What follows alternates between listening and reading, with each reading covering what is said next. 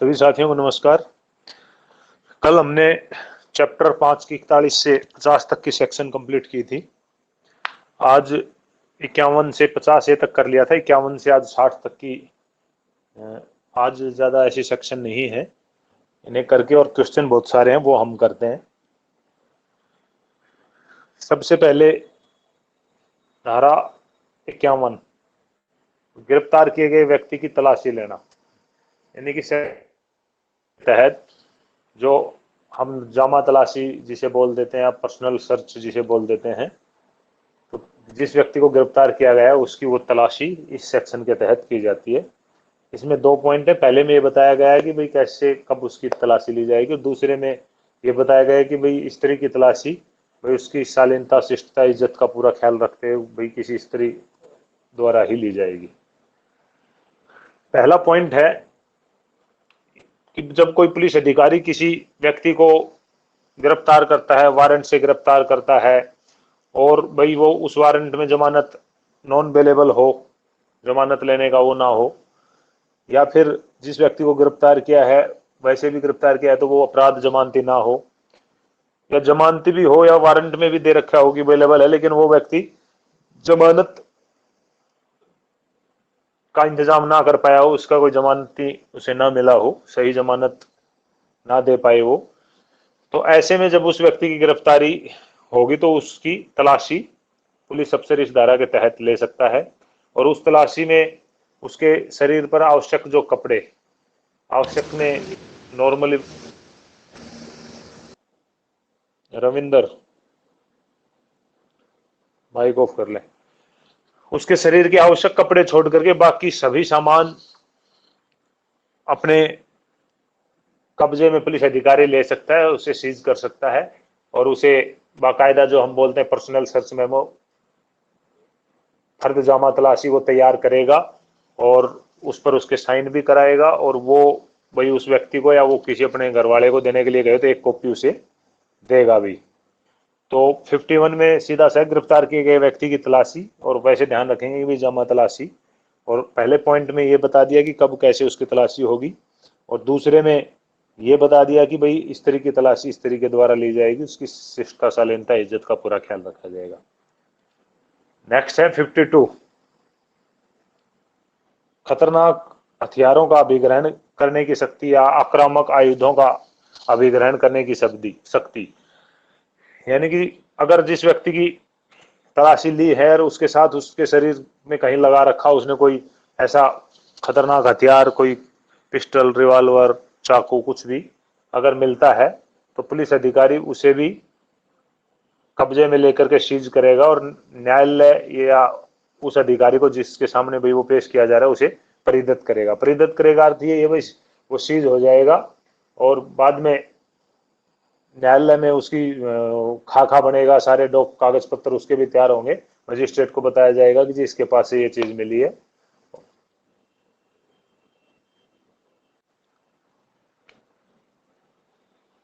इसको एक बार अंदर से पढ़ लेते हैं। भाई वह अधिकारी अन्य व्यक्ति जो इस संहिता के अधीन गिरफ्तार करता है, गिरफ्तार किए गए व्यक्ति से कोई आक्रामक आयुध जो उसके शरीर पर हो ले सकता है, और ऐसे लिए गए सब आयुध उस न्यायालय अधिकारी को प्रेरित करेगा जिसके समक्ष वह अधिकारी या गिरफ्तार करने वाला व्यक्ति गिरफ्तार किए गए व्यक्ति को पेश करने के लिए इस संहिता द्वारा अपेक्षित है। पेश का ये है भाई मजिस्ट्रेट को बताएगा बाद में, तो वो अगर कहीं उस ऐसा है कुछ उससे कि कहीं एफएसएल वगैरह में जाना होगा तो वहां जाएगा, नहीं तो अपने मालखाना सीपी में जमा होगा ही। जब भी न्यायालय आदेश करेगा उसे मंगवाने का वो वहां ले जाया जाएगा। तो ऐसा कोई हथियार अगर मिलता है तो उसे भी सीज पुलिस अधिकारी करेगा 52 के तहत। 53 धारा 53, पुलिस अधिकारी की प्रार्थना पर चिकित्सा व्यवसायी द्वारा अभियुक्त की परीक्षा,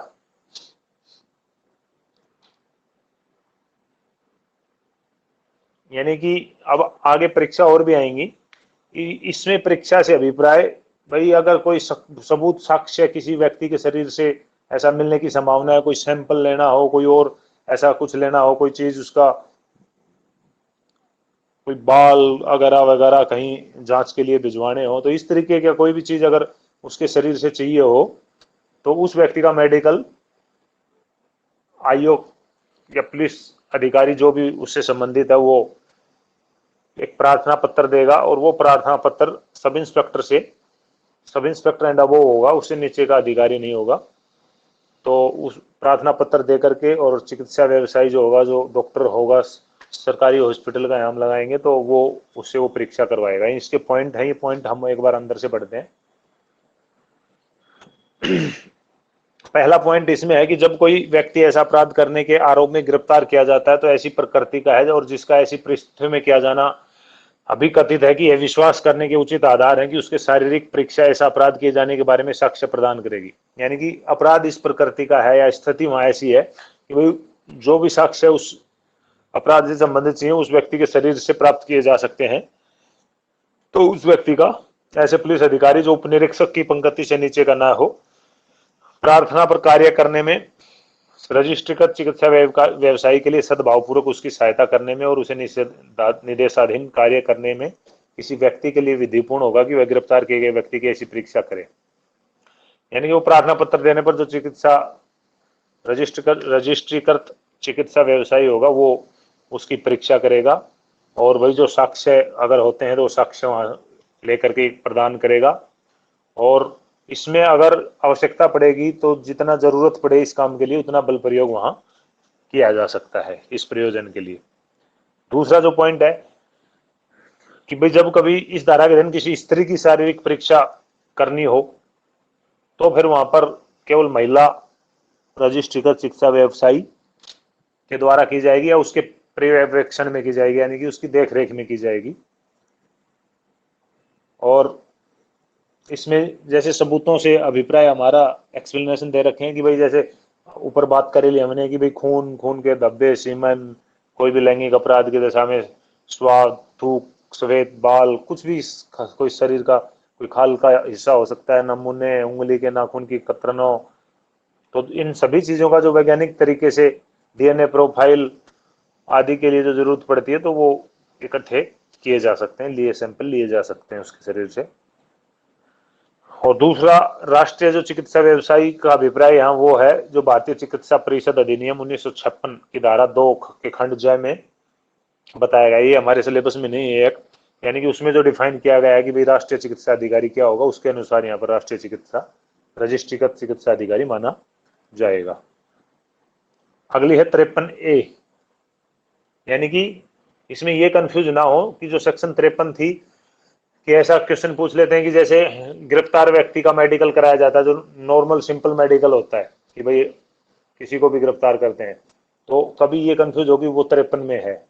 वो 53 में नहीं है, 53 में है कि ऐसा कोई अपराध या अपराध की ऐसी कोई परिस्थिति है कि जिसमें ये पता हो कि भाई हाँ इस व्यक्ति के शरीर से कुछ सबूत इकट्ठे किए जाए, मिल सकते हैं, मिलेंगे, जो उस अपराध को सिद्ध करने में महत्वपूर्ण भूमिका निभाते हो।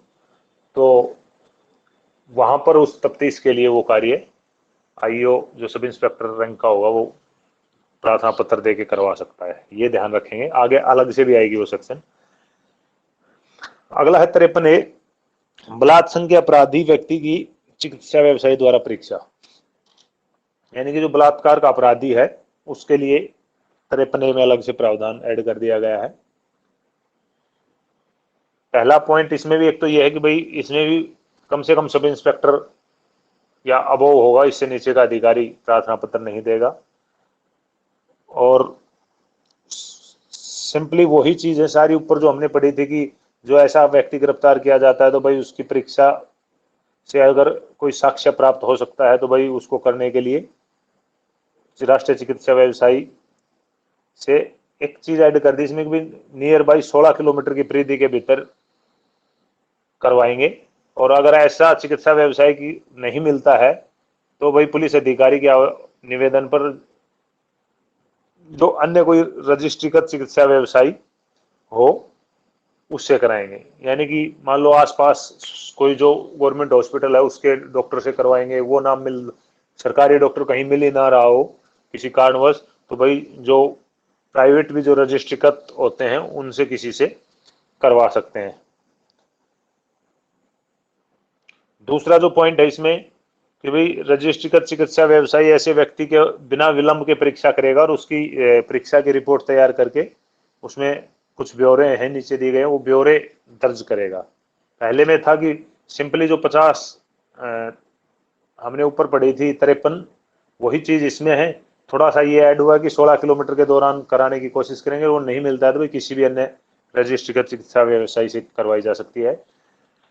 दूसरा भाई दूसरे पॉइंट में है कि वो एक रिपोर्ट तैयार करेगा उसकी, जो भी मेडिकल उसका करेगा इस तरीके का, और उसमें क्या क्या ब्यौरे दर्ज करेंगे। ब्यौरे आपको रटने की आवश्यकता नहीं है, ध्यान से पढ़ने की आवश्यकता है बस, कि भाई पहला अभियुक्त और उसके व्यक्ति का जो उसे लाया नाम पता, जैसा एमएलसी में आप देखते होंगे लिखा जाता है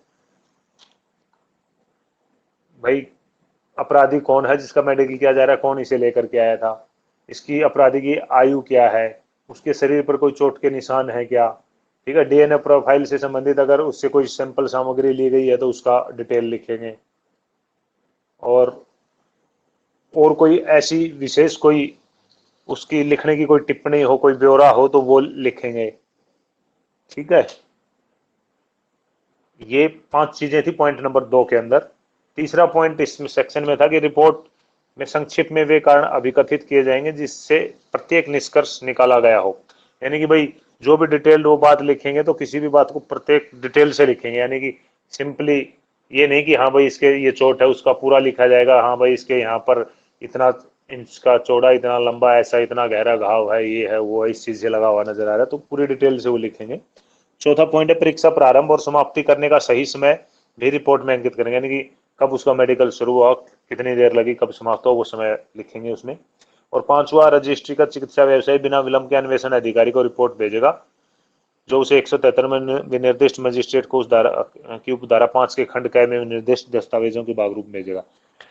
यानी कि 173 की 5 आगे हम पढ़ेंगे, उसके भी खंड क में बताया कि भाई कौन कौन से डॉक्यूमेंट कैसे भेजे जाएंगे, तो उसके तहत जो डॉक्टर है वो आईओ को तुरंत उसकी वो रिपोर्ट उपलब्ध कराएगा ताकि बाद में आईओ उसे मजिस्ट्रेट को भेज सके। तो ये 5 पॉइंट हैं, ज्यादा अलग अलग इंपॉर्टेंट नहीं है, इतना आपको ध्यान होना चाहिए कि पहली 53A के अंदर भाई पहले में उसका मेडिकल कराएंगे, दूसरे में वो उसकी रिपोर्ट तैयार करेगा। रिपोर्ट तैयार करने से आपको ध्यान हो जाएंगे मोटी मोटी बातें, इतना गहराई से क्वेश्चन नहीं आएगा। क्या क्या लेगा, नाम लिखेगा, आयु लिखेगा, चोट लिखेगा, डीएनए प्रोफाइल जो सिंपल है अमूम नॉर्मली बात है सभी को पता है, वो लिखेगा, अन्य कोई ब्यौरा है तो वो लिखेगा।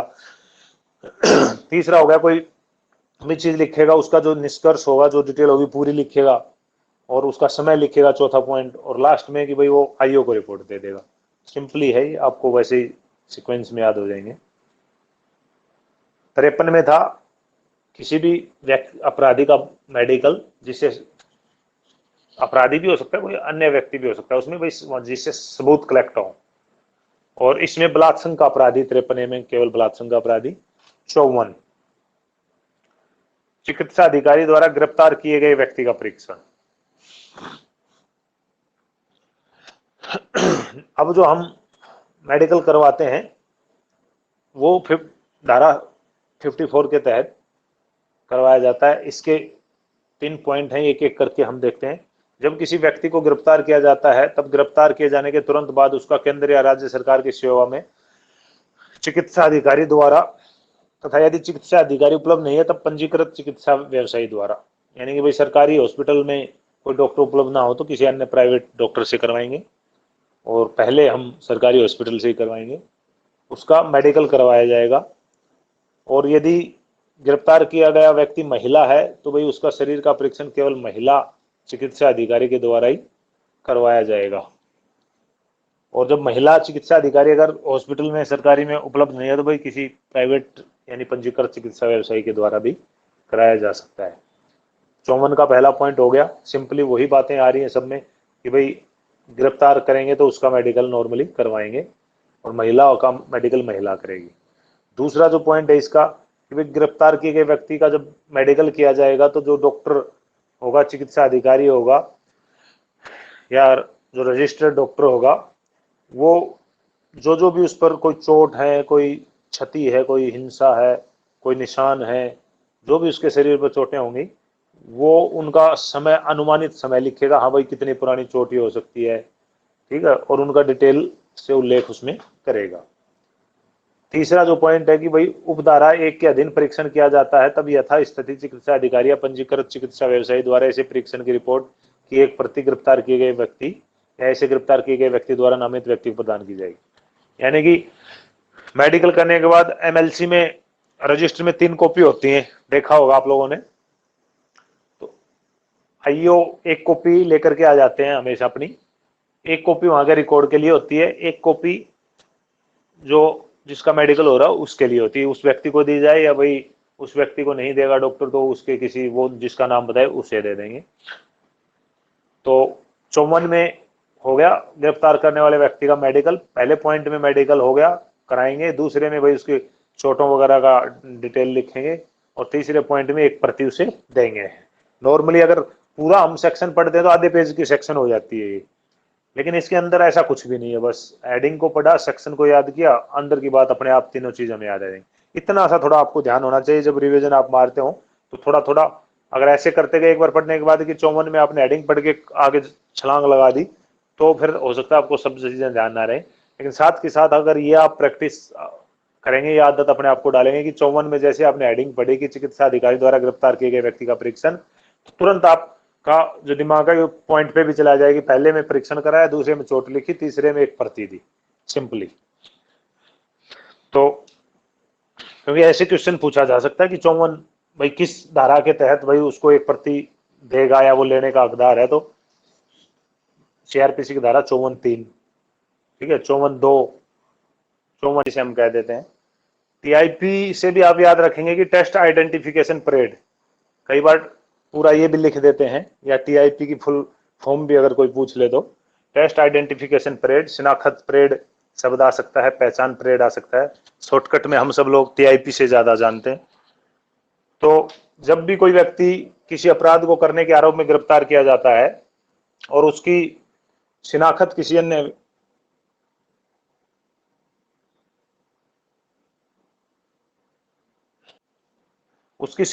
अन्य व्यक्ति के द्वारा होनी हो, अपराध के तफ्तीश के दौरान भाई लगता है कि हाँ भाई उस व्यक्ति की शिनाख्त करवाई जाएगी, जो भी कोई आई विटनेस हो या कोई कंप्लेनेंट हो जिसके भी द्वारा जिसने कहा हो हाँ जी मैंने देखा था और मैं उसे पहचान सकता हूं, तो 54A के तहत उस व्यक्ति की टीआईपी के लिए थाना अधिकारी या जो भी आईओ होगा वो अपना न्यायालय में आवेदन लगाएंगे टीआईपी करवाने के लिए, और न्यायालय आदेश देगा, टीआईपी की डेट फिक्स करेंगे। लेकिन अगर ऐसी टीआईपी किसी कोई ऐसा व्यक्ति है जो मानसिक या शारीरिक रूप से निःशक्त है, फिजिकल या मेंटल डिसेबल है, तो उसको शिनाख्त करनी हो तो फिर न्यायिक मजिस्ट्रेट के ऑब्जर्वेशन में देख रेख के अधीन वो टीआईपी की जाएगी, और ऐसे उचित कदम उसमें उठाए जाएंगे कि भाई जो गिरफ्तार किया गया व्यक्ति है उसकी शिनाख्त करने के लिए जो मेंटली या फिजिकल डिसेबल व्यक्ति उसे कोई असुविधा ना हो, उसकी सुविधाओं को ध्यान में रखते सुविधापूर्ण तरीके से उस टीआईपी को करवाने के आदेश मजिस्ट्रेट दे सकेंगे। लेकिन गिरफ्तार किए गए व्यक्ति की शिनाख्त करने वाला व्यक्ति मानसिक या शारीरिक रूप से निःशक्त है तो भाई उसकी वीडियोग्राफी, उस टीआईपी की वीडियो फिल्म भी तैयार की जाएगी, कि जैसे हो सकता है कोई बोल ना पा रहा हो, इशारा करके बताए, कुछ भी हो सकता है, तो जो उसकी टीआईपी होगी उसकी वीडियो फिल्म भी तैयार की जाएगी। तो टीआईपी ये सेक्शन बड़ी इंपॉर्टेंट है, टीआईपी वगैरह हमारे पुलिस प्रैक्टिकल से काफी संबंधित है, तो ऐसी सेक्शन पूछने के ज्यादा आसार होते हैं। तो 54A में टीआईपी को आप याद रखेंगे। अंदर की चीजें तो ये भी पूछा जा सकता है कि भाई अगर शारीरिक या मानसिक रूप से निःशक्त व्यक्ति अगर टीआईपी कर रहा है तो उसकी वीडियो फिल्म तैयार की जाएगी, किस धारा में बताया गया है, इस तरीके का भी क्वेश्चन बन सकता है। तो अंदर की ये चीज रटने की नहीं है, वैसे ध्यान रह जाएगा अगर एक बार आप ध्यान से इसे पढ़ेंगे तो। सेक्शन 55 जब पुलिस अधिकारी वारंट के बिना गिरफ्तार करने के लिए अपने अधीनस्थ को प्रतिनियुक्त करता है तब क्या प्रक्रिया होगी। यानी कि कोई सीनियर ऑफिसर कोई अपने अधीनस्थ को बिना वारंट गिरफ्तार करने के लिए आदेश देता है तो उसके द्वारा क्या प्रक्रिया होगी। 2 पॉइंट है इसमें। भाई पहला, जब अध्याय 12 के अधीन अन्वेषण करता हुआ कोई पुलिस अधिकारी, ये आगे पढ़ेंगे चैप्टर 12 में हम, थाने का भारसाधक अधिकारी यानी कि एसएचओ, कोई पुलिस अधिकारी अपने अधीनस्थ किसी अधिकारी से किसी ऐसे व्यक्ति को जो वारंट के बिना विधिपूर्व गिरफ्तार किया जा सकता है, वारंट के बिना अपनी उपस्थिति में नहीं, अन्यथा गिरफ्तार करने की अपेक्षा करता है। यानी कि जिस व्यक्ति को वो एसएचओ वारंट के बिना गिरफ्तार कर सकता है, तो वो किसी अन्य व्यक्ति से उसकी गिरफ्तार करने की अपेक्षा अपने अधीनस्थ से कर सकता है। तब वह उस व्यक्ति का जिसे गिरफ्तार किया जाना है, उस अपराध का अन्य कारण जिसके लिए गिरफ्तारी की जानी है, विनिर्देश करते हुए लिखित आदेश उस अधिकारी को प्रेरित करेगा जिससे अपेक्षा की है कि वह गिरफ्तार करे, और इस प्रकार अपेक्षित अधिकारी उस व्यक्ति को गिरफ्तार करता है, उस आदेश का सार गिरफ्तारी करने के पूर्व सूचित करेगा। यानी कि सिंपली पूरी राम कहानी पढ़ने में यही है कि भाई एसएचओ साहब अपने अधीनस्थ को, या एसएचओ नहीं है तो कोई और भी सीनियर ऑफिसर, वो अपने अधीनस्थ को अगर किसी व्यक्ति को जिसको बिना वारंट के मान लो उसे गिरफ्तार करने का अधिकार है, तो उस व्यक्ति के लिए लिखित में भाई क्या उस पर ऑफेंस है, किस कारण से उसे गिरफ्तार किया जा रहा है, वो डिटेल से एक आदेश उसे देगा, और वो व्यक्ति उसे अगर गिरफ्तार करने जाता है तो उस व्यक्ति को बताएगा उस आदेश की भी ये सूचना है, इस वजह से तरफ गिरफ्तार किया जा रहा है, और जरूरत पड़े तो भाई वो उसे दिखा भी देगा उसकी एक कॉपी। और दूसरा जो पॉइंट है कि भाई उपधारा 1 की कोई भी बात पुलिस अधिकारी की धारा 41 के अधीन किसी व्यक्ति को गिरफ्तार करने की शक्ति पर प्रभाव नहीं डालेगी। यानी कि जो 41A में हमने पढ़ा था कि बिना वारंट किसी व्यक्ति को गिरफ्तार करना है, बिना आदेश के किसी व्यक्ति को गिरफ्तार करना, अगर 41A के प्रावधानों के अधीन कोई व्यक्ति है तो इनमें इन चीजों की आवश्यकता नहीं है कि कोई लिखित आदेश हो, वो वहां गिरफ्तार व्यक्ति कर सकता है। अमूमन होता है कि जैसे किसी मुकदमे में कोई व्यक्ति गिरफ्तार करना होता है तो एसएचओ साहब होते हैं, किसी नीचे एएसआई किसी और व्यक्ति को मार्क कर देते हैं, लिख देते हैं कि हाँ ठीक है ये करके लाएगा, इस पर अब नेसेसरी एक्शन। अगला है 55A, गिरफ्तार व्यक्ति का स्वास्थ्य तथा सुरक्षा। अब ये कंटिन्यू इन्हीं से जुड़ती हुई सेक्शन चलेगी। जो उसने मान लो सीनियर अधिकारी के आदेश पर गिरफ्तार कर लिया, तो अब जो गिरफ्तार करने वाला व्यक्ति है उसका ये कर्तव्य बनता है कि भाई उस अभियुक्त का स्वास्थ्य और सुरक्षा का पूरा पूरा वो ध्यान रखेगा। अगला है 56, गिरफ्तार किए गए व्यक्ति का। अब इसमें जैसे मेडिकल की कई सेक्शन हो गए तो इनमें किसी को कंफ्यूजन पैदा नहीं हो जाए कि ये उसमें थी या ये उसमें थी या ये उसमें थी, इस चीज का विशेष ध्यान रखेंगे। गिरफ्तार किए गए व्यक्ति का, और कई बार क्वेश्चन ऐसा भी होता है कि 3 सेक्शन अगर मेडिकल से संबंधित हैं, एक भाई किसी के शरीर से सबूत इकट्ठा करना हो, दूसरा बलात्संग के अपराधी का हो गया, ठीक है, तीसरा सिंपल जो मेडिकल किसी भी अपराधी को गिरफ्तार करते हैं वो हो गया, चौथा इनमें से कोई नहीं, उपरोक्त सभी इस तरीके का ऑप्शन दे दिया, तो वो सारे मेडिकल के ऑप्शन एक क्वेश्चन में आ जाते हैं, तो ज्यादा कंफ्यूजन होने के चांस होते हैं। अगला है 56, गिरफ्तार किए गए व्यक्ति का मजिस्ट्रेट या पुलिस थाने के बारसाधक अधिकारी के समक्ष ले जाया जाना।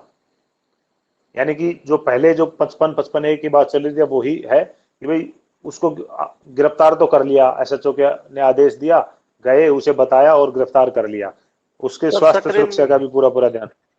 हाँ,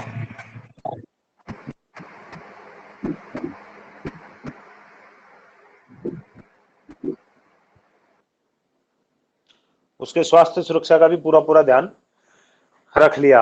अब भाई आगे क्या करेगा कि उस गिरफ्तार व्यक्ति को उस पुलिस अधिकारी या वही कोई मजिस्ट्रेट है तो मजिस्ट्रेट या फिर उस जिसने आदेश दिया था उस पुलिस अधिकारी के सामने पेश करेगा। ये 56 कहती है।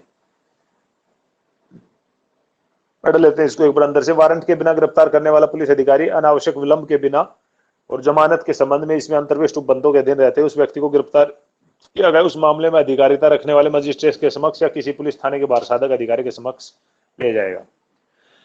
गिरफ्तार कर लिया तो भाई एसएचओ साहब ने कहा था तो उनके पास ले जाएगा, जमानती होगा तो वो जमानत ले लेंगे, नहीं होगा तो बाद मजिस्ट्रेट को पेश कर दिया जाएगा, या ऐसी स्थिति होगी भी एसएचओ को पेश नहीं कर सकते तो सीधा मजिस्ट्रेट को भी पेश किया जा सकता है। 57, गिरफ्तार किए गए व्यक्ति का 24 घंटे से अधिक निरुद्ध न किया जाना। गिरफ्तार किए गए व्यक्ति का 24 घंटे से अधिक निरुद्ध न किया जाना, यानी कि जिस व्यक्ति को गिरफ्तार किया है उसे 24 घंटे में हम रख सकते हैं, 24 घंटे मजिस्ट्रेट के सामने पेश करना होगा। इसमें एक कंडीशन थोड़ी और है, ऐसे क्वेश्चन कभी कभी बन करके आ भी जाते हैं कि भाई जिस व्यक्ति को गिरफ्तार किया वहां से उसे पेश करने के लिए जाने का जो समय है उस समय की यहाँ पर एक्सेप्शन कुछ है कि वहां से ले जाने तक का जो समय जितना लगता है उसको छोड़ के 24 घंटे से ज्यादा हम नहीं रख सकते। मान लो कहीं से 2 घंटे लग रहे हो तो उस 2 घंटे को छोड़ के 24 घंटे से ज्यादा हम अपनी कस्टडी में नहीं रख सकते। पढ़ लेते हैं एक बार। कोई भी पुलिस अधिकारी वारंट के बिना गिरफ्तार किए गए व्यक्ति को उससे अधिक अवधि के लिए अभिरक्षा में निरुद्ध नहीं रखेगा, जो उस मामले में सब परिस्थितियों में उचित है, तथा ऐसी अवधि मजिस्ट्रेट के धारा 167 के अधीन विशेष आदेश के अभाव में गिरफ्तारी के स्थान से मजिस्ट्रेट के न्यायालय तक यात्रा के लिए आवश्यक समय को छोड़कर 24 घंटे से अधिक की नहीं होगी। 167 हम आगे बढ़ेंगे कि भाई जब तफ्तीश पूरी नहीं होती है 24 घंटे में तो क्या प्रक्रिया होती है। उसमें यही आता है भाई पूरी तफ्तीश नहीं हो रही है तो अपना पेश करो। ऐसा लग रहा है आपको कि 24 घंटे से ज़्यादा लगेंगे तो 24 घंटे के अंदर इसे पेश करो और उसका पीसी ले आओ आगे की तफ्तीश के लिए। ये आगे पढ़ेंगे हम। तो 57 में गिरफ्तार किए गए व्यक्ति का 24 घंटे से अधिक रोका नहीं जाएगा, और यात्रा का अगर समय ज्यादा लग रहा है तो उस यात्रा के समय को उसमें 24 घंटे में से हम अलग कर देंगे। यानी कि 3 घंटे अगर यात्रा में लग रहे हैं तो 27 घंटे एक तरीके से हमारे पास हो गए वहां पेश करने तक के लिए। माई कौन है भाई किसी का? हाँ मैं पूछ रहा था सर जी, अगर 24 घंटे में पेश न पाए, हाँ क्या कोई सेकंड लगती है आईपीसी की पुलिस ऑफिसर में, क्या कार्रवाई होती है?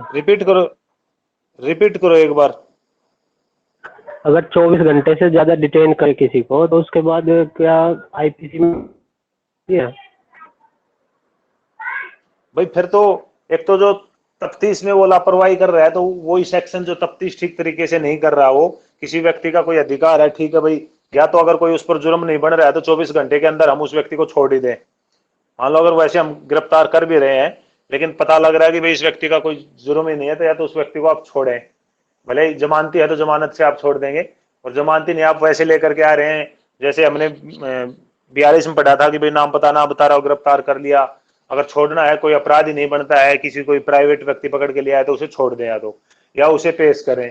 अदरवाइज जो हमने 166 और 166 ए में जो पढ़ी थी तो 166 वाली वो लग सकती है। अगर गलत तरीके से उसे रेस्ट्रेंट कर रखा है, सदोष प्रतिरोध कर रहा है तो सदोष प्रतिरोध की सेक्शन भी उस व्यक्ति पर लग सकती है, अगर उस व्यक्ति को वो उससे ज्यादा अपने कब्जे में रखने का हकदार नहीं है तो। हाँ ठीक है जी। शायद मुकदमा भी ना हो तो वो कोर्ट भी तो कई बार मजिस्ट्रेट भी तो सजा दे देता है ना। वो तो मजिस्ट्रेट हमारे तो अफसरों को सजा क्या, मजिस्ट्रेट हाँ हमारी जो लीगल सेल होती है उसको लिख करके भेज देते हैं और उस पर हमारे अफसर एक्शन ले लेते हैं। वो थोड़ा एक अलग प्रोसीजर हो जाएगा हमारे डिपार्टमेंट का, उस पर आपको सेंसर भी मिल सकती है, ठीक है, वो तो फिर अलग से हमारा दूसरा तरीका हो गया। अगर नहीं ज्यादातर तो कोर्ट यही करता है कि अगर हम भाई लेट वगैरह हो जाते हैं तो वो हमारे छोटी छोटी बातों पर तो इन पर मुकदमा दर्ज नहीं होगा, लेकिन अगर विशेष मान लो कोई ऐसा फॉल्ट क्रिएट हो रहा है कि हाँ भाई, एक तो जस्टिफाई कर देता आदमी कि भाई ठीक है जी गलती तो हुई है लेकिन इस कारण से गलती हुई है, आगे मजिस्ट्रेट भी सोच लेगा तो हर बात पे तो मुकदमा दर्ज होगा तो आधी सी पुलिस जेल में बैठी मिलेगी। लेकिन उस स्थिति में हमारी लीगल सेल को मजिस्ट्रेट के द्वारा लिख दिया जाता है और अफसर फिर उस पर कार्रवाई करके जो हमारी जिसे भी सजा बनती होगी उस लापरवाही के लिए वो अफसर अलग से उसकी प्रोसीडिंग करते हैं। अगर वैसे कोई जैसे किसी को हम गलत आशय से या जानबूझकर उस तरीके वाला कोई काम कर रहा है तो पीछे हम पढ़ करके आए थे वो सेक्शन एप्लीकेबल हो जाएंगे। 1 सेकंड के लिए होल्ड पे कर रहा हूं दोस्तों, मात्र 10 सेकंड के लिए क्लास को।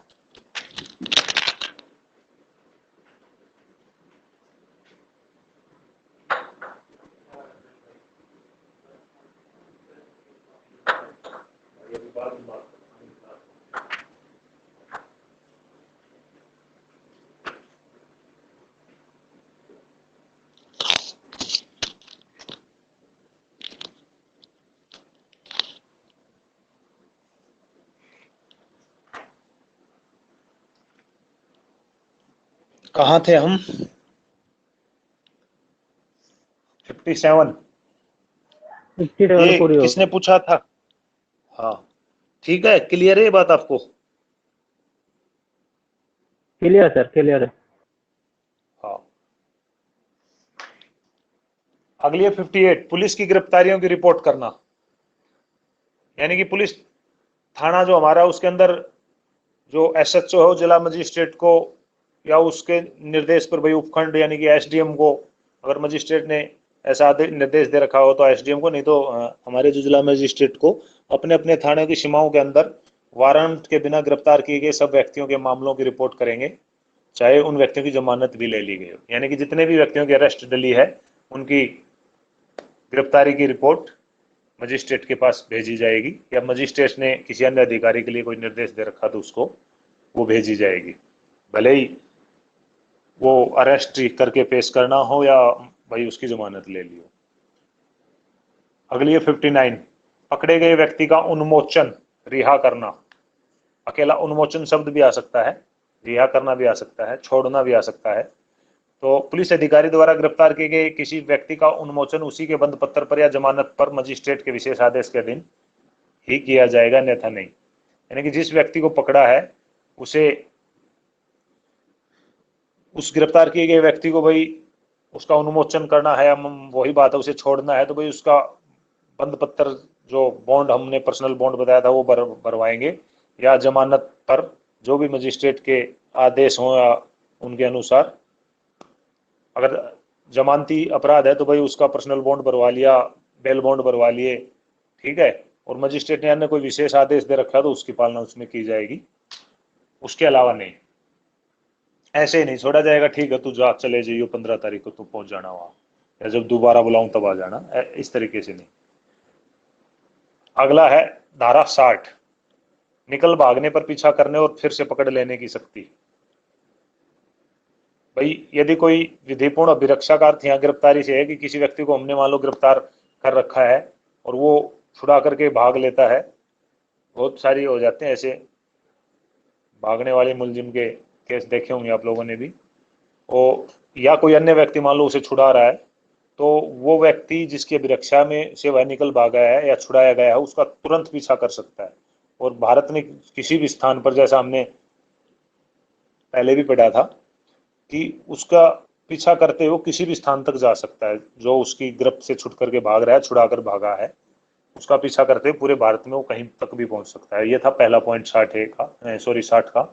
और दूसरे में उपधारा 1 के अधीन गिरफ्तारियों को धारा 47 के उपबंध लागू होंगे, भले ही ऐसी गिरफ्तारी करने वाला व्यक्ति वारंट के अधीन कार्य न कर रहा हो और गिरफ्तारी करने का प्राधिकार रखने वाला पुलिस अधिकारी ना हो। यानी कि भाई चाहे उस व्यक्ति को गिरफ्तार करने का अधिकार भी ना हो, चाहे उस व्यक्ति को वारंट भी ना हो, वारंट मान लो गिरफ्तार करने का अधिकार नहीं होगा तो वारंट का तो मतलब ही नहीं उसके गिरफ्तार करने का, लेकिन फिर भी अगर उसकी कस्टडी में था मान लो और वो छुड़ा करके भाग गया तो उसका पीछा करते हुए कहीं भी जा सकता है। और पीछे जो 47 में हमने पढ़ा था कि कैसे कैसे अगर वो किसी स्थान में घुस गया तो क्या क्या कार्रवाई करेंगे, तो वो पॉइंटों को ध्यान में रखते हुए यहाँ भी हम उनको अप्लीकेबल कर सकते हैं, 47 के जो भी पॉइंट थे उनको।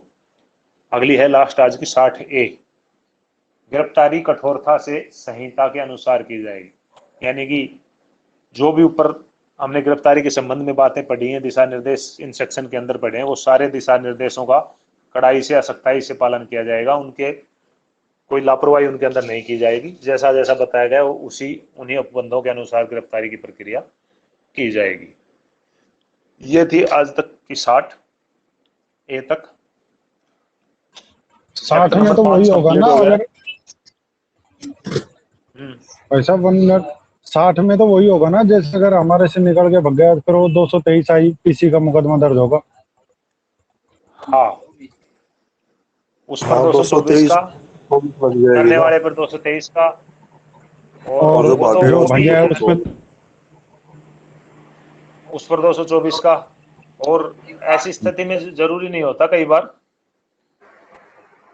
ऐसी हर बार ऐसे कई आपने भी केस देखे होंगे कि भाई कभी भाग गया हो, तो ऐसे भी हैं कि ज्यादा कुछ बोलना ठीक नहीं है यहाँ, तो वो तो जैसी स्थिति होती है वैसे काम अफसर कर लेते हैं। ठीक है जी, क्लियर है यहाँ तक 5 नंबर चैप्टर सभी को? क्लियर जी, क्लियर। कल हम पढ़ेंगे चैप्टर नंबर 6 कि भाई हाजिर होने के लिए, विवश करने के लिए आदेशिकाएं जो हमारे सम्मन वारंट, इनके बारे में 61 से 90 तक की सेक्शन है। वैसे शायद छोटी छोटी सेक्शन ये है, तो मेरे ख्याल से कंप्लीट हो जाएंगी। 30 सेक्शन होंगी तो कोशिश करेंगे कंप्लीट कर लें, नहीं होंगी तो नेक्स्ट डे में देखेंगे। और आज के क्वेश्चन बहुत सारे हैं, अभी समय है हमारे पास 20 मिनट, 5-10 मिनट जरूरत पड़ेगी तो ऊपर ले लेंगे। क्वेश्चन कर लेते हैं हम इस चैप्टर के। चैप्टर ये कल बड़ा कल इंपॉर्टेंट एक है। इसका एग्जाम भी हो जाएगा ना 60 तक का? हाँ बिल्कुल, कल बिल्कुल एग्जाम अपलोड कर देंगे। और ठीक है, ठीक। इम्पोर्टेंट चैप्टर है, बहुत सारे क्वेश्चन बनेंगे और बहुत सारे क्वेश्चन आए हुए हैं अब जैसे जैसे हम देखेंगे तो। एग्जाम की भी फिगर हमारी बढ़ रही है, शायद पिछले में 75 लोगों ने दिया था, तो कोशिश करें कि और भी जो 147 है तो 5-7 तो ऐसे होते हैं जो रोज 2 दिन का डेमो ले रहे हैं और जा रहे हैं, ले रहे हैं और जा रहे हैं। तो लेकिन 140 के करीब हमारे 140 के करीब लोग ऐसे जो परमानेंट अभी हैं, तो कोशिश करें कि सभी लोग आए।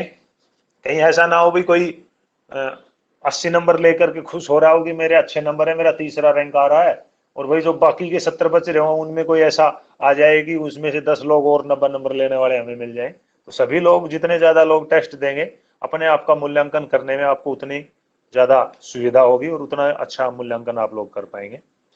तो टेस्ट जरूर दें। क्लास कोई नहीं कर पा रहा तो बाद में भी अटेंड हो जाएगी, लेकिन टेस्ट जरूर दें। टेस्ट बड़ा इंपॉर्टेंट है आप लोगों के लिए।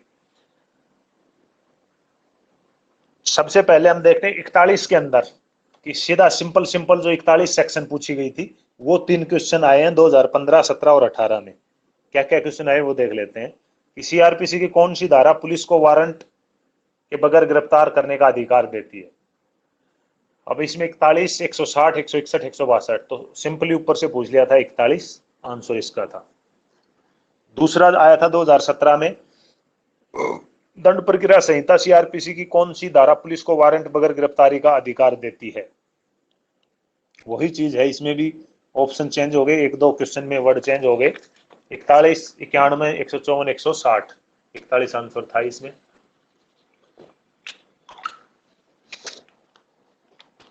अगला है 2018 में आया था, सीआरपीसी की कौन सी धारा पुलिस को बगैर वारंट गिरफ्तार का अधिकार देती है। 41, 160, 161, 164, तीनों क्वेश्चन एक ही प्रकृति के हैं। और एक चीज और बता दूं, इस चैप्टर के अंदर से हर साल में जितने भी 12 साल के पेपर हम बताते हैं, हर एग्जाम के अंदर 3 से 5, ऐसा कोई भी एग्जाम नहीं है जिसमें 1 या 2 क्वेश्चन पूरे चैप्टर में से आया हो। 3 से 5 क्वेश्चन, किसी एग्जाम साल में 3 क्वेश्चन आए, किसी में 4 भी आए, किसी में 5 भी आए, लेकिन 3 से 5 के बीच में हर क्वेश्चन पेपर के अंदर इस चैप्टर के अंदर से क्वेश्चन आए हैं। यानी कि सेक्शन हमारे पास ये 20 थी, इनकी सब सेक्शन लगा के 5-7 और जोड़ सकते हैं। इनमें से अगर 5 क्वेश्चन आ रहे हैं तो चैप्टर वास्तव में बड़ा इंपॉर्टेंट है। अगला क्वेश्चन 41.1a, जो हम पीछे पढ़ करके आए थे कि बताया भी था कि इनको अंदर से भी याद करनी है। 41.1a के अंदर से पूछा गया था 2014 में, और 41.1a के अंदर 2 क्वेश्चन आज तक पूछे हैं।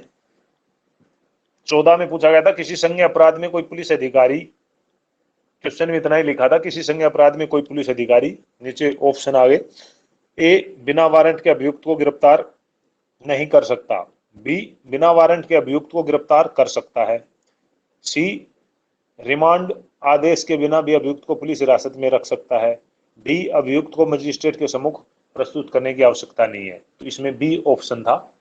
क्वेश्चन 41.1a के अंदर से जरूर था, लेकिन इसमें पूछा नहीं गया था कि ये कौन सी सेक्शन में आएगा, सिंपली उसके क्या क्या प्रावधान थे वो ही पूछ लिया गया है।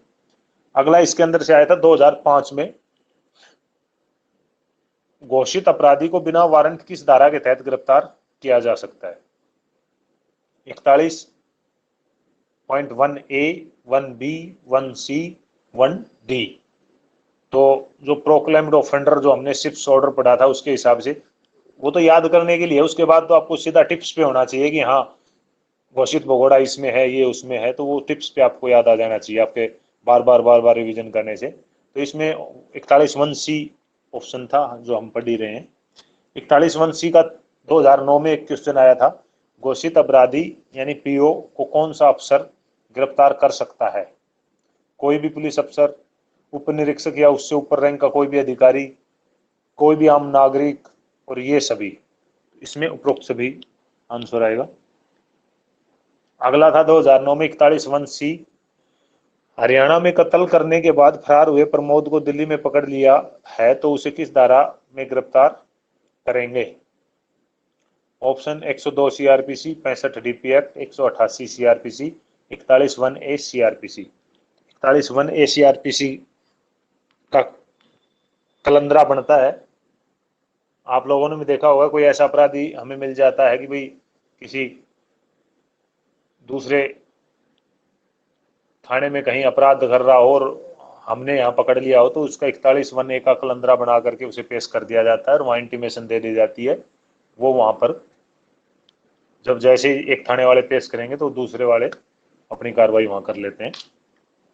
अगला आया था 2010 में इसी के अंदर से 41(1)C के अंदर से। 41(1)C चल रही है हमारी, और 41(1)C इतना इंपॉर्टेंट है कि 7 बार क्वेश्चन आए 41(1)C के अंदर से,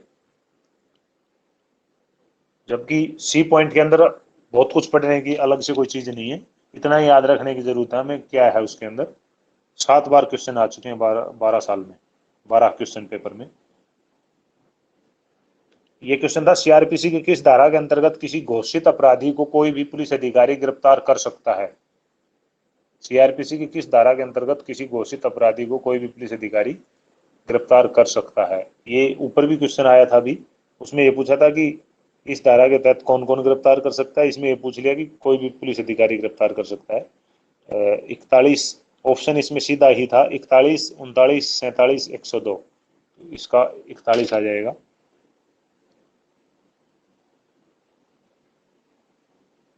अगला 2013 में आया था 41(1)C से संबंधित ही।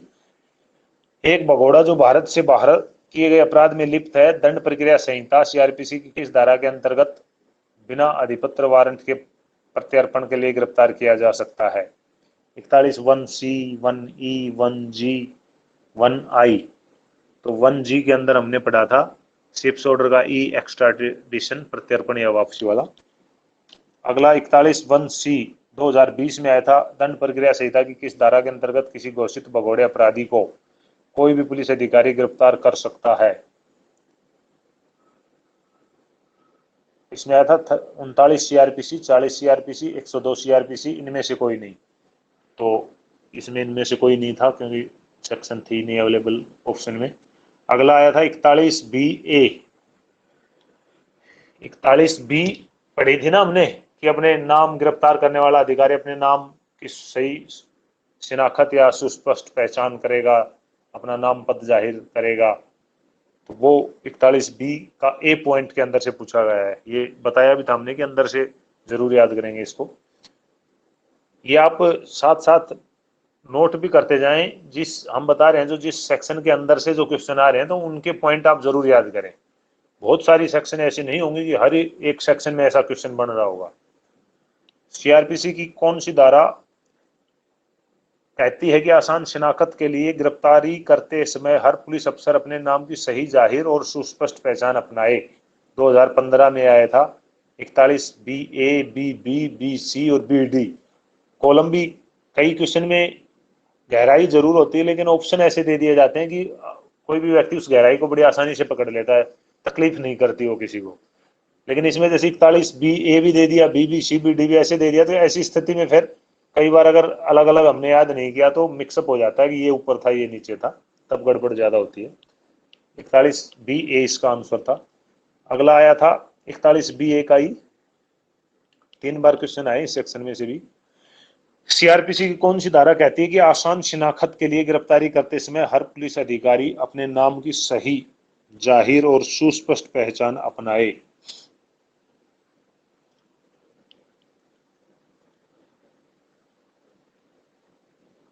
सेम वही चीज इसमें थी, 41(B)(A बराबर सी पूछी गई थी। अगला 2020 में आया था, उसमें भी यही चीज पूछी गई थी कि भाई आसान शिनाख्त के लिए जाहिर सुस्पष्ट पहचान अपनाए। तीनों एक ही प्रकृति के क्वेश्चन इसमें से बने थे। अगला है 41(C) 2019 में क्वेश्चन आया था, एक बार ही क्वेश्चन आया इसके अंदर से। सीआरपीसी की कौन सी धारा में वर्णित है कि राज्य सरकार, सी मीन्स कंट्रोल रूम, ध्यान आ जाना चाहिए हमें, तो राज्य सरकार प्रत्येक जिले में एक पुलिस कंट्रोल रूम स्थापित करेगी ये क्वेश्चन के अंदर ही है। ए मीन्स प्रत्येक जिले में पुलिस कंट्रोल रूम स्थापित करेगी, बी मीन्स राज्य स्तर पर कंट्रोल रूम की सूचना पट पर हिरासत में व्यक्तियों के नाम लिखेगी, हिरासत में लिए जाने वाले अधिकारी का नाम पद लिखेगी। यानी कि उसमें 3 प्रावधान हमने पढ़े थे, तो इसमें 2 प्रावधान क्वेश्चन के अंदर ही दे दिए और सेक्शन पूछ ली कि किस सेक्शन में ऐसा किया गया। तो सी फॉर कंट्रोल रूम से आपको 41C इसका ऑप्शन था, 2019 में आए थे। अगला 42 के अंदर से 2 बार आज तक क्वेश्चन आए हैं। 2009 और 2011 में सीआरपीसी की कौन सी धारा नॉन कॉग्निजेबल केसेज में अपना नाम और पता न बताने पर गिरफ्तारी संबंधित है? सेक्शन 42 सिंपली सा है। अगला 2011 में आया था, जब कोई व्यक्ति किसी पुलिस अधिकारी के समक्ष नॉन कॉग्निजेबल अपराध करता है तो है और उस पुलिस अधिकारी की मांग पर अपना नाम तथा पता देने से इनकार करता है, तो पुलिस अधिकारी उस अपराधी को सीआरपीसी किस धारा के अंतर्गत? वही बात है घुमा फिरा के इसमें। अगला 2005 में 43 के अंदर आया था, 43 में 4 बार आज तक क्वेश्चन आए हैं। 2005 में आया था, प्राइवेट व्यक्ति किसी ऐसे व्यक्ति को जो उसके सामने अजमानती और संज्ञेय अपराध करता है गिरफ्तार कर सकता है, यह किस धारा के तहत है? प्राइवेट व्यक्ति किसी ऐसे व्यक्ति को जो उसके सामने अजमानती और संज्ञेय अपराध करता है गिरफ्तार कर सकता है, यह किस धारा के तहत है? इसमें 41 CrPC, 42 CrPC, 43 CrPC, 44 CrPC. 43 CrPC answer था इसका। अगला 2013 में आया था इसी सेक्शन में से, एक आम व्यक्ति एक ऐसे व्यक्ति को जिसने उसकी उपस्थिति में गैर जमानती एवं संज्ञेय अपराध किया है दंड प्रक्रिया संहिता की किस धारा के अंतर्गत गिरफ्तार कर सकता है? अब इसमें 41(1)C, 41(1)E, 44 और 43 ऑप्शन थे, तो 43 का आंसर था। अगला क्वेश्चन 43 में ही 4 बार क्वेश्चन आए आज तक। तो अगला था कि एक प्राइवेट व्यक्ति ऐसे व्यक्ति को गिरफ्तार कर सकता है। ऑप्शन ए जिसे अपराधी बताया गया है, जो उसकी उपस्थिति में असंज्ञेय अपराध करता है, जो उसकी उपस्थिति में कोई जमानती अपराध करता है, जो उसकी उपस्थिति में कोई संज्ञेय और गैर जमानती अपराध करता है। तो डी ऑप्शन था इसमें कि वो संज्ञेय और गैर जमानती अपराध कोई कर रहा है तो उसे गिरफ्तार कर सकता है। अगला है 2015 में इसी सेक्शन में चौथा क्वेश्चन, सीआरपीसी की कौन सी धारा निजी व्यक्ति द्वारा गिरफ्तारी और उसकी प्रक्रिया निर्धारित करती है? सीआरपीसी की कौन सी धारा निजी व्यक्ति द्वारा गिरफ्तारी और उसकी प्रक्रिया निर्धारित करती है? 2015 ऑप्शन थे 41, 42, 43 और 44, तो 43 आंसर था इसका। अगला 2011 में सीआरपीसी की कौन सी धारा सशस्त्र सेनाओं को गिरफ्तारी से बचाव करती? सिंपली हेडिंग ही पूछ रखी है। आगे की जो सेक्शन हमने पढ़ी थी, इस पूरे चैप्टर में कुछ सेक्शन थी जिनके अंदर से हमें एक एक पॉइंट को याद करने की आवश्यकता है, तो उनके अंदर से क्वेश्चन भी बहुत आए हुए हैं। बाकी जो अब क्वेश्चन हम पढ़ रहे हैं सिर्फ हेडिंग से क्लियर होते जा रहे हैं। सीआरपीसी की कौन सी धारा सशस्त्र सेनाओं को गिरफ्तारी से बचाव करती है? 45, 46, 47, 48, 45 में हमने पढ़ा था कल। अगला है सीआरपीसी की कौन सी धारा 46 में से आया था 2019 में, सीआरपीसी की कौन सी धारा अरेस्ट कैसे की जाए का वर्णन करती है, कि भाई गिरफ्तारी की प्रक्रिया क्या होगी? 41, 42, 44 और 46 सीआरपीसी इसके ऑप्शन थे, तो 46 में हमने पढ़ा था। अगला सूर्यास्त के पश्चात और सूर्योदय से पूर्व एक महिला, वैसे तो ये पॉइंट है कि भाई 46 की सेक्शन का जो चौथा पॉइंट था उसका ये क्वेश्चन पूछा गया है, लेकिन पूछा सिर्फ क्वेश्चन गया है, पॉइंट इसमें नहीं पूछा। उल्टा ये भी हो सकता है कि भाई सूर्यास्त के पश्चात और सूर्योदय के पूर्व एक महिला करके इन्होंने ऑप्शन दे दिए, बिना किसी अनुमति के गिरफ्तार की जा सकती है, गिरफ्तार नहीं की जा सकती है, डीसीपी की पूर्व आज्ञा से गिरफ्तार की जा सकती है, न्यायिक दंडाधिकारी की पूर्व आज्ञा से गिरफ्तार की जा सकती है। तो इसमें डी आंसर था, लेकिन यही आंसर क्वेश्चन में मिला करके ये भी पूछ लें कि किस सेक्शन के तहत ऐसा है, ऑप्शन दे दें 46, 1, 2, 3, 4 ऐसे, तो ये क्वेश्चन बड़ी गहराई से हो जाएगा। और इसमें न्यायिक दंडाधिकारी को विशेष परिस्थिति होंगी तो कोई भी महिला अधिकारी लिखित में रिपोर्ट करेगी और लिखित में आदेश लेकर के फिर गिरफ्तार करेगी, कल हमने पढ़ा था। अगला है 48, 2011 में ये क्वेश्चन आया था। 48 में 2 बार क्वेश्चन आया, सीआरपीसी की कौन सी धारा पुलिस को अपने कार्य क्षेत्र से बाहर जाकर अपराधी का पीछा करने की इजाजत देती है? 47, 48, 49, 50, 48 था ही। अगला है सीआरपीसी के अनुसार एक पुलिस अधिकारी वारंट के बगैर गिरफ्तारी करने के उद्देश्य से यदि वह गिरफ्तारी करने का अधिकार रखता हो तो उसे ऐसे आदमी का पीछा कहाँ तक कर सकता है। तो है ये 48 का ही क्वेश्चन, लेकिन उसमें था कि पुलिस स्टेशन की सीमाओं में किसी भी जगह, राज्य की सीमाओं में किसी भी जगह, भारत की सीमा में किसी भी जगह में, और सार्क देशों में किसी भी जगह में।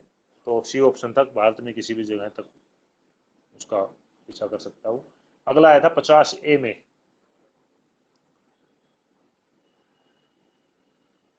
5 बार क्वेश्चन आए हैं दोस्तों 50A के अंदर, इंपॉर्टेंट सेक्शन है ये भी। किसी व्यक्ति को गिरफ्तार करने पर निम्नलिखित में से किसको सूचित किया जाता है। 2009 में आया था एमसीडी के पार्षद को, व्यक्ति के निकट संबंधी को, एनजीओ को, मिसिंग पर्सन स्क्वाड को। तो यहाँ पर उस व्यक्ति के निकट संबंधी को, ये तो अलग से ऑप्शन हो गए, बड़ी आसानी से इसका आंसर दिया जा सकता है। अगला आया था एक व्यक्ति की गिरफ्तारी की सूचना किसे देना अनिवार्य है। क्वेश्चन वही था, आंसर थोड़े चेंज हो गए। जिपनेट प्रभारी को, गिरफ्तार व्यक्ति का नजदीकी रिश्तेदार, थाना लेवल कमेटी, इनमें से कोई नहीं। तो वही उसके रिश्तेदार, नजदीकी जो रिश्तेदार होगा या जो उसको बताएगा उसको। अगला है 50A में।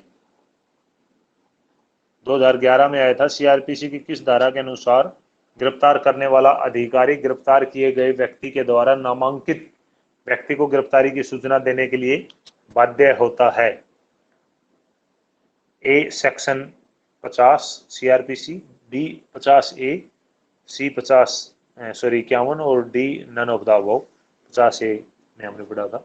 अगला 2014 में 50A में आया था व्यक्तियों की गिरफ्तारी के बारे में किसे सूचित किया जाना चाहिए। वही ऊपर जो हम पढ़ करके आए थे, अभियुक्त के संबंधियों को, गैर सरकारी संगठनों को, राष्ट्रीय मानवाधिकार आयोग को, ज्वाइंट पुलिस कमिश्नर को। तो ऑप्शन, बाकी ऑप्शन तो कुछ भी बदल करके आ सकते हैं इसमें। अगला 50A में आया था 2017 में। अभियुक्त की गिरफ्तारी के बारे में किसे सूचित किया जाना चाहिए। अभियुक्त के संबंधियों को, गैर सरकारी संगठनों को। ये तो एज इट इज जो 14 में आया था वही क्वेश्चन उठा करके एज इट इज रख दिया था, वही ऑप्शन वही क्वेश्चन। अगला 2010 में आया था 51 नंबर सेक्शन में से। 51 में 2 क्वेश्चन आए हैं आज तक। पहला आया था जब फर्द मकबूजबी तैयार की जाती है तो उस पर किसके हस्ताक्षर होने चाहिए। डॉक्टर के, जांच अधिकारी व गवाह के, थाना प्रभारी के, राजपत्रित अधिकारी के। तो जांच अधिकारी यानी आईओ और गवाह के साइन उस पर होते हैं।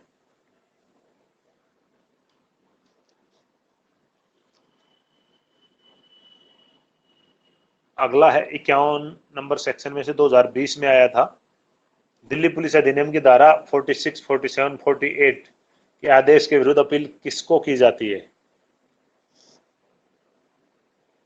ये तो डीपी एक्ट का क्वेश्चन है, इसमें गलत हमने शॉर्ट कर लिया शायद।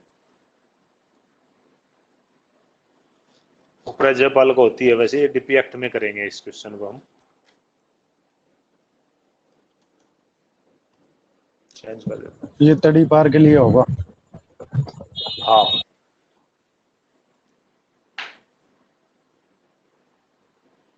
अगला 2011 में आया था 53A में।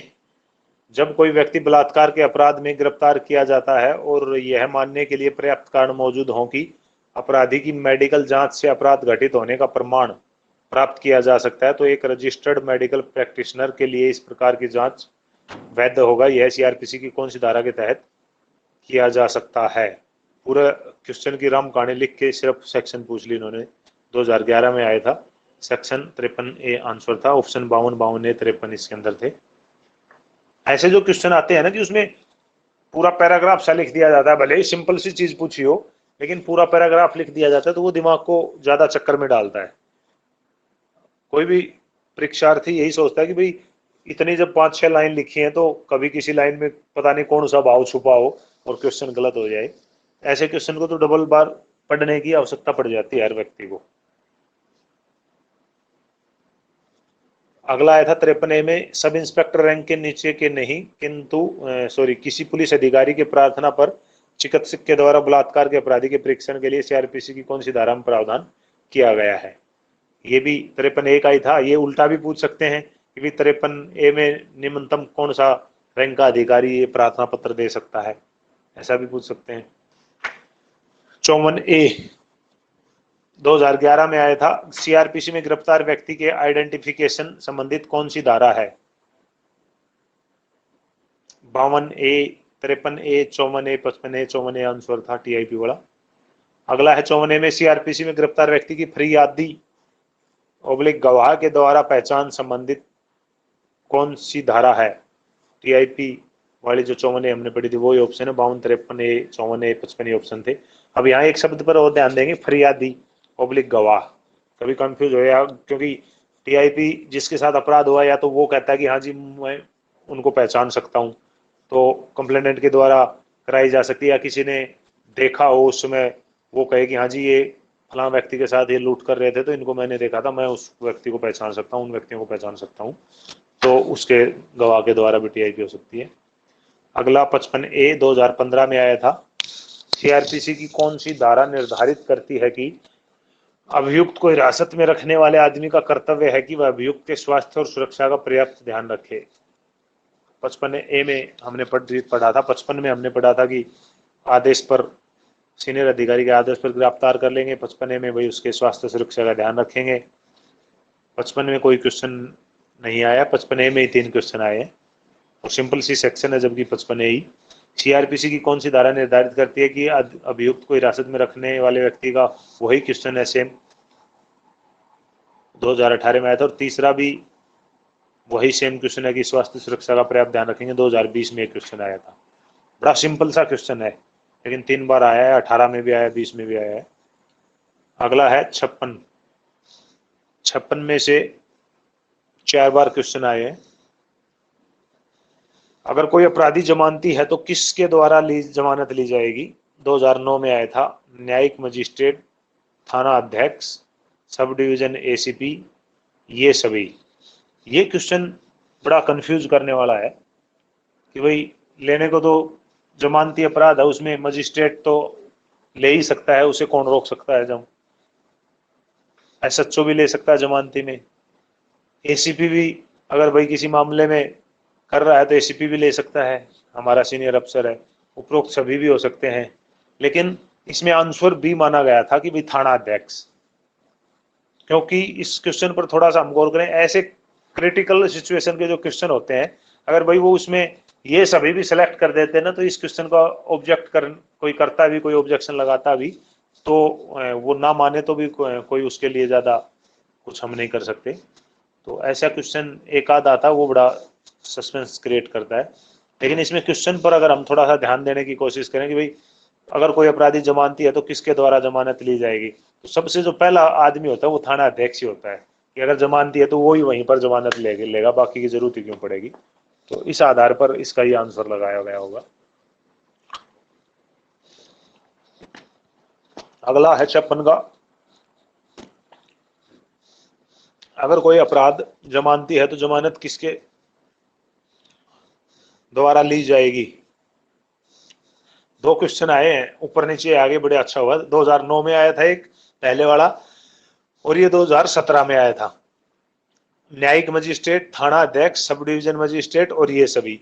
इस एग्जाम में न्यायिक मजिस्ट्रेट आंसर माना गया था कि भाई न्यायिक मजिस्ट्रेट लेगा जमानत।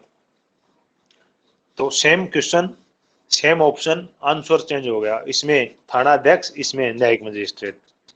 लेकिन वैसे हम देखें तो वो बात अलग है भाई, अगर उन्होंने ये कर लिया तो पहला पूछने का क्वेश्चन का अर्थ भी भाव यही है, क्योंकि न्यायिक मजिस्ट्रेट तो भाई जमानती है वो तो वहां ले ही लेगा।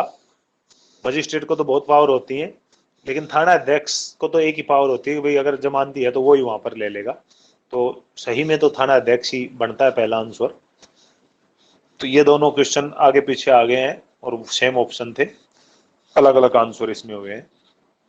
ऐसा क्वेश्चन डिपेंड करता है आपका, उसे हम विवेक कह लें चाहे, या फिर भाई आपका परिश्रम, विवेक के साथ आपका लक, उसे हम कह लें।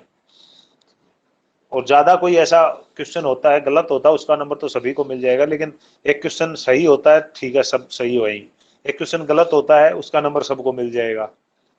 एक क्वेश्चन ऐसा होता है कि जिसमें सस्पेंस इतना है कि उसमें ऑब्जेक्शन करेंगे तो भी ना तो वो मानेंगे, ना उस ऑब्जेक्शन को ज्यादा चैलेंज किया जा सकता। अगला क्वेश्चन आया था 57 में, 2014 में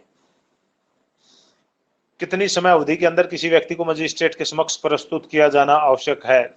ऑप्शन थे तुरंत, 12 घंटे के अंदर, 24 घंटे के अंदर, हिरासत स्थल से निकटतम मजिस्ट्रेट के पास ले जाने वाले समय को छोड़कर। ये भी अच्छा क्वेश्चन है, देखने में सिंपल सा क्वेश्चन है, लेकिन जैसे हम पढ़ेंगे कितनी समय अवधि के अंदर किसी व्यक्ति को मजिस्ट्रेट के समक्ष प्रस्तुत किया जाना आवश्यक है। तो जो भी इस बात का बुरा मत माना, लेकिन जिसकी भी तैयारी बहुत अच्छी होती है उसे इतना कॉन्फिडेंस डेवलप हो जाता है कि वो सोचता है कि इस भी क्वेश्चन में तो कुछ छुपा ही नहीं है, और पहला ही ऑप्शन उसे मिल जाए 24 घंटे के अंदर, तो झट से अपना गोला काला कर देगा कि हाँ 24 घंटे, इसमें क्या सोचना है, इसमें भी सोचेंगे तो धिक्कार हमारी तैयारी पर। अगर ऐसा विचार आ जाता है तो वो हमें मार करता है। इसलिए पहले भी बताया था, बार बार बताते हैं कि क्वेश्चन के हर एक पहलू को ठीक से पढ़े, चाहे भले ही क्वेश्चन एक ही शब्द एक ही सेंटेंस का क्यों ना हो, और ऑप्शन में आपको पहले में आंसर मिल रहा है तो भी आप बाकी 4 ऑप्शन जरूर पढ़ें। इसे एक प्रक्रिया बना लें, रूटीन बना लें कि ठीक है पहला ऑप्शन है, लेकिन फिर भी चौथे ऑप्शन तक पहुंचना है, उसके बाद पहला लगाऊंगा। क्योंकि ऐसे में ये 24 पहले आता है तो ये समझो कि मैक्सिमम लोगों के कंफ्यूज होने के चांस होते हैं अगर वो स्पीड में चल रहे होते हैं, तो माइंड थोड़ा सा अगर वो हर चीज पर स्थिर करके नहीं चल रहे होंगे तो। इसमें ऑप्शन डी था कि हिरासत स्थल से निकटतम मजिस्ट्रेट के पास ले जाने वाले समय को छोड़कर, ये आंसर इसमें लगाया गया था। समय को छोड़कर 24 घंटे होना था इसके अंदर, लेकिन इसके अंदर आंसर यही माना गया था। अगला है 2018 में आया था, कितने समय अवधि के अंदर किसी गिरफ्तार किए गए व्यक्ति का मजिस्ट्रेट के समक्ष प्रस्तुत किया जाना आवश्यक है? सेम क्वेश्चन था, सेम आंसर था। हिरासत स्थल के निकटतम मजिस्ट्रेट के पास ले जाने वाले समय को छोड़कर 24 घंटे के अंदर। इसमें ऊपर के ऑप्शन थे वो तुरंत, 12 घंटे, शाम 4 बजे तक ये थे, तो इसमें हो सकता है कि कंफ्यूज नहीं होगा कोई व्यक्ति, लेकिन उसमें अगर 24 घंटे ऊपर मिल जाता है तो कंफ्यूज हो जाता है। अगला है 59, सेक्शन नंबर 59 में से आया है, 58 में से नहीं आया आज तक कोई क्वेश्चन। एक क्वेश्चन 59 में आया, एक 60 में आया है। सीआरपीसी की धारा 59 के अंतर्गत पुलिस द्वारा गिरफ्तार किसी व्यक्ति को मुक्त नहीं किया जाएगा जब तक कि ए वह बॉन्ड न दे, बी उसका जमानत न हो, सी मजिस्ट्रेट का आदेश न हो, और डी उपरोक्त में से कोई भी नहीं। तो कोई भी नहीं, उपरोक्त में से कोई भी। अभी 59 में हमने पढ़ा था कि भाई या तो उसके पर्सनल बॉन्ड पे या बेल बॉन्ड पे या मजिस्ट्रेट का जो आदेश हो उसके अनुसार उसे छोड़ा जाएगा, तो तीनों ही चीज इसके अंदर है। अगला है 2011 में आया था 59 में, 60 के अंदर आया था 2014 में 60 नंबर सेक्शन में। यदि कोई व्यक्ति विधिपूर्ण अभिरक्षा में से भाग जाता है तो जिस व्यक्ति की अभिरक्षा से वह भागा है उसका तुरंत पीछा करके उसे गिरफ्तार कर सकता है। ए संबंधित थाने की स्थानीय सीमा के अंदर, बी जिले की स्थानीय सीमा के अंदर, सी राज्य की स्थानीय सीमा के अंदर, डी भारत में किसी भी स्थान पर। तो डी इसका ऑप्शन था, सिंपल सा क्वेश्चन था।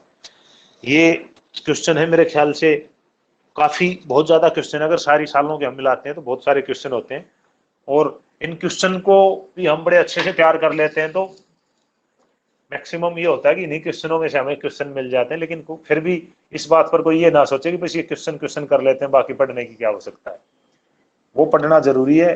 इन क्वेश्चनों का लास्ट में हम आपको अलग से फिर से स्पेशल टेस्ट करवा लेंगे या सभी को पीडीएफ प्रोवाइड करवा देंगे। लास्ट में जब सिलेबस पूरा हो जाएगा, रिवीजन होंगे, उस दौरान ये काम करेंगे हम। तो कल हम करेंगे, ऊपर बता ही दिया था हमने, चैप्टर नंबर 6 की 61 से 90 तक की कोशिश करेंगे। सभी एक बार पढ़ करके आएंगे, और किसी को कोई विशेष समस्या परेशानी हो तो बता सकते हैं। और एक साउथ वेस्ट डिस्ट्रिक्ट के पालम विलेज थाना है, उसमें अगर कोई हो या किसी का कोई जानकार हो तो मेरे व्हाट्सएप नंबर पे मुझे बता दें। कल तक के लिए सभी को नमस्कार, सभी के लिए शुभ रात्रि।